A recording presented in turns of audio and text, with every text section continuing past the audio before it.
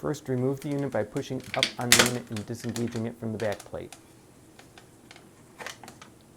Next, remove the battery door cover. Place the battery into the battery compartment with the positive side to the right and into the notch.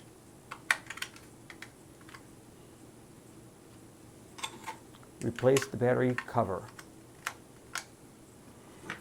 Take care not to damage the contact tamper switch on the rear of the unit. Replace the unit back onto the wall by re-engaging it onto the back plate and pushing down.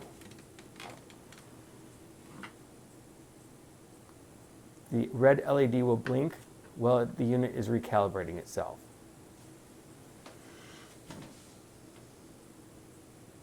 Once the blinking stops, the unit's recalibrated. The red light will now come on whenever the unit detects motion. This will continue for 10 minutes till the walk test has completed itself.